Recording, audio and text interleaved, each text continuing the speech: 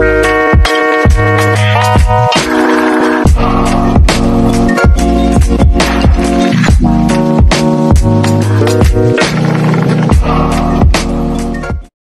guys! Welcome to our family vlog. In today's video, mamimili kami ng gamit nila pang school. So inuna muna namin bumili ng sapatos nila. At ayan, kasama na rin sila kasi yung nakaraang video, tumingin-tingin lang kami ni Habi kung ano yung magandang sapatos. Well actually, nalaman ko lang to sa katrabaho ko na ito daw yung magandang brand dahil affordable na at ang tibay pa. Hindi kasi siya leather, para siya may pagka-PVC pero yung magandang klase. At yung maganda pa dito is malambot yung loob, hindi masasaktan yung paa ng mga bata. Buti na lang dumating na yung pera ko sa TikTok shop. Kaya nabilang ko sila ng mga gamit pang school. Bukod doon, mas maganda kapag maaga kang bumili kasi hindi ka pa nauubusan ng design at saka nung size. Bali, 3 silang binilhan ko. Balak ko nga rin sana bumili para sa akin, para pang samba in case na maulan, at least meron akong pamalit. Or pwede din gamitin kapag nag-onsite sa work. Tapos maulan pero hindi pwede yung Crocs kasi medyo may pagka-OOTD ka. Feeling ko, perfect itong easy soft para sa akin. Pero hindi pa ako bumili para sa akin kasi medyo tight ang budget. Uunahin muna yung mga needs ng mga bata sa school. Tapos ito nga, medyo nahirapan kami ng size dito sa aming baby boy. Kasi yung gusto naming design para sa kanya, feeling namin ubos na yung size. Medyo contemplating kami between 32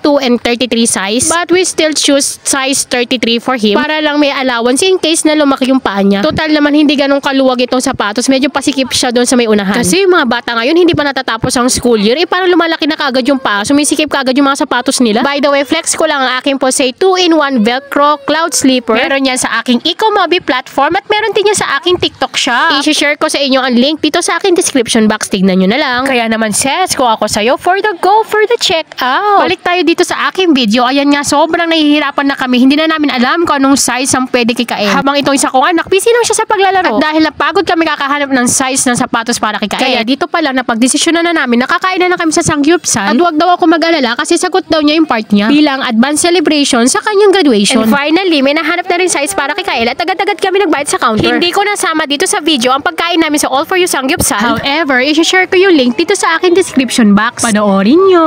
After kumain sa All For You Sangyupsal, dumiretso kami sa arcade. Alam ko, na-miss na to ng mga anak ko, kaya pinabayaan ko muna sila maglaro dito. At ayan nga, nagkakagulo sila sa token. Tapos ang ending, na pagkasunduan na lang nila maglaro doon sa may basketball. So hindi muna ako magbo-voice over banda dito. O yung mga token nyo, bigay.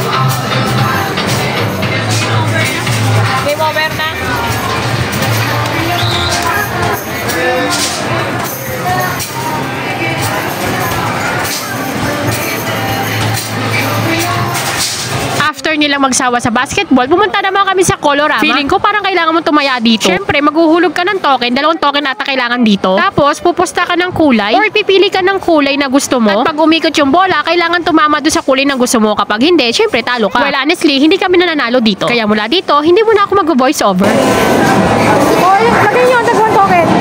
Tapos pili kayo ng kulay. Kaya kayo. White sa'yo, ikaw ikaw. Pili ka kulay ko. White din.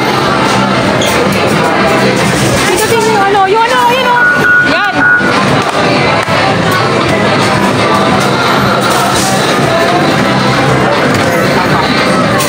Susugal na yung mga kapatid mo.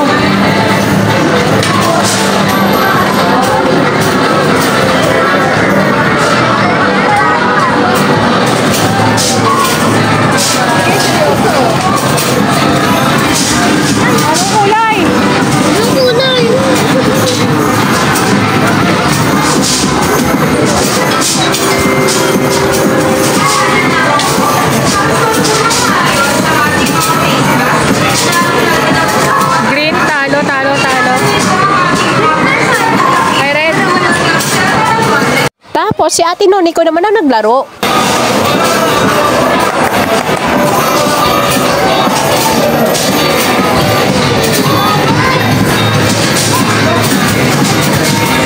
Naubos lang yung pera ko dito.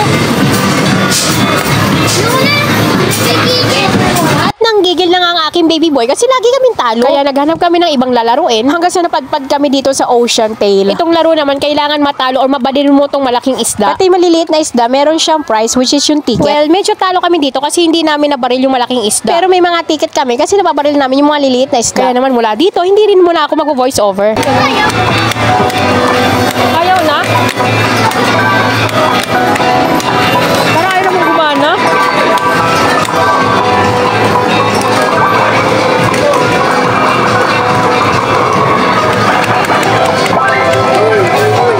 Bakit yung third point? Ayaw mo na, ayaw mo na, huwag na. Ayaw pera natin dyan. Dahil nabitin sila, kaya bumili ulit ako na isa pang set ng token. By the way, kapag bumili ka ng isang set na token, meron siyang libreng 2 token. So, yung 50 pesos, meron na siyang 12 token. At itong ang ate Mikay ko, busy-busy dito sa Ocean Tail. Habang yung dalawa, na busy doon sa piano block. Yung piano block, parang siyang dance revo. Kailangan mapindot o ma-match mo yung pagpindot doon sa piano block. Kaya mula dito, hindi mo na ako ulit mag-voice over. Yung piano.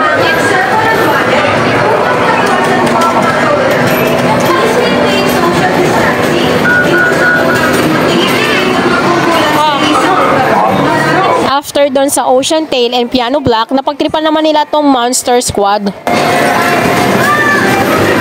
Tirahin mo yung ano. Yan, yan. Tirahin mo dragon. Sunod naman, sinubukan namin tong Jubin Twist. And to be honest, hindi namin to nagustuhan. Kasi kapag hindi ka marunong maglaro, talo ang token mo dito. Tapos antayin mo yung ball. Dali. 2.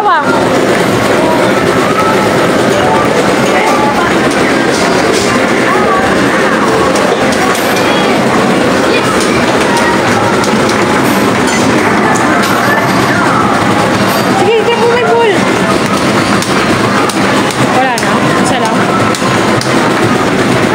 Next to try is Pearl Fishery. Ito yung nagustuhan namin at nag-focus talaga kami dito. Madali lang naman itong laruin. Kailangan marunong kang tumansya kung kailan mo ihuhulog tong bola-bola para matulak yung ibang bola, lalo yung pinakamalaki. At ito nga, malapit na mahulog yung malaki, kaya focus kami ni Mikay.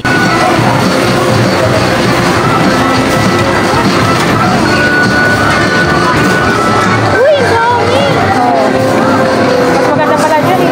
Buti humabol yung mga premyo namin doon sa Pearl Fishery. Doon talaga dumami tong ticket namin. At dahil ubos na ang token nila at wala na rin akong pambili ng token, kaya magpapapalit na kami ng ticket.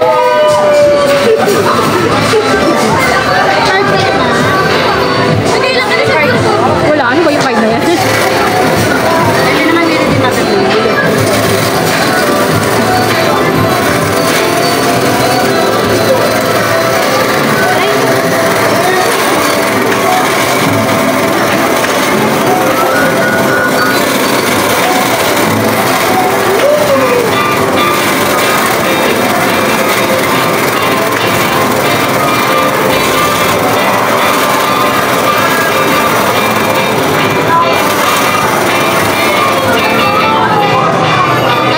total nga ng 176 pieces na ticket lang nakuha namin. Kung una pa lang na pag-isipan na namin sa Pearl Fishery, mas marami pa siguro ito. But that's fine kasi meron pa rin naman kami makukuha. Hinayaan ko silang pumili kung anong gusto nila. Ito yung dog tag, yung dog. Or yung isa, yung goose. At yung malapit sa ticket nila is yung bag tag. Una nilang pinili is yung dog pero pinapalitan ko ng fox. At dahil sahod ko din ngayon, kaya mag-withdraw din muna ako. And that's all for today's video. I hope you guys should like this. And if you do, please hit like. At kung hindi ka pa nakasubscribe, please hit subscribe. And click notification bell para updated kayo sa mga upcoming video namin. Ayun lang. Thank you for watching. Bye-bye!